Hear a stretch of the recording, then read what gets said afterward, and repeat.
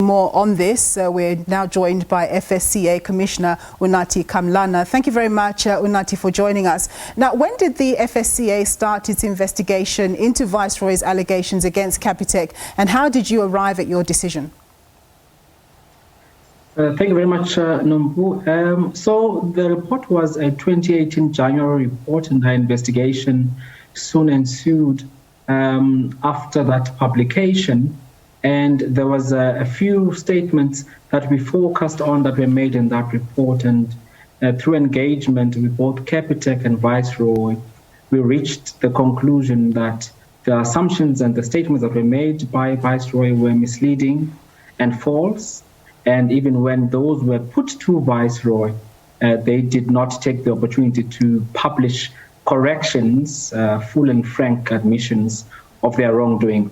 And hence we have arrived at a conclusion that we need to take administrative action and regulatory action against them. Now, Viceroy says that it stands by its report. It did speak to one of our representatives here at the SABC, and that it will be appealing your decision. What's your reaction to this?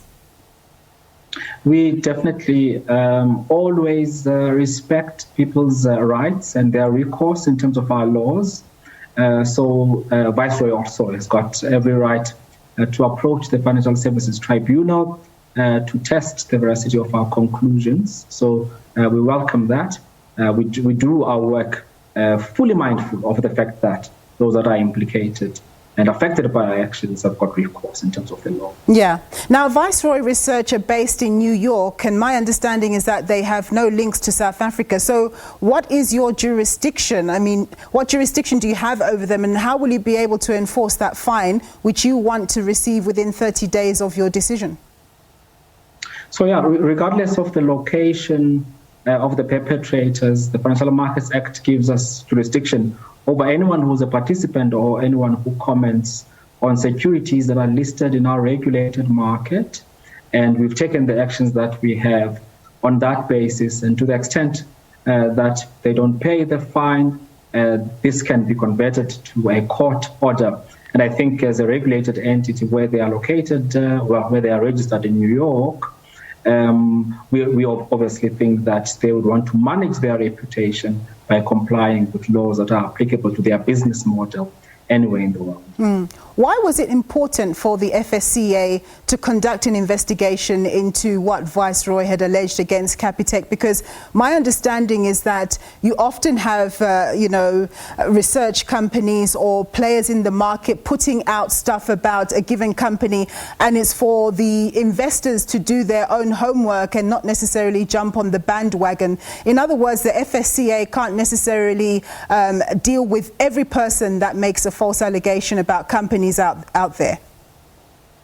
No, it's true. So part of our mandate is to ensure market integrity and efficiency in our markets. And all we are requiring of those that are participants and those that comment on listed securities is that they act responsibly and competently and professionally.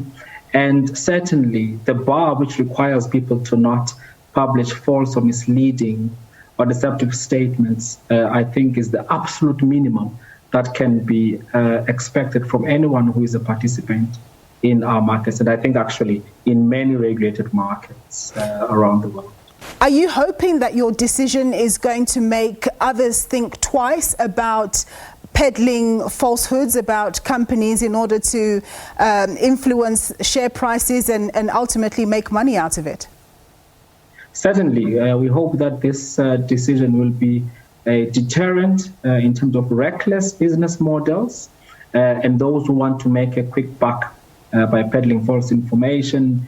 And although we are very much aware that we shouldn't be banning, for example, short selling as an activity in the market, but it should not be on the basis of people who deliberately peddle falsehoods around the business models of listed securities or companies in our regulated market.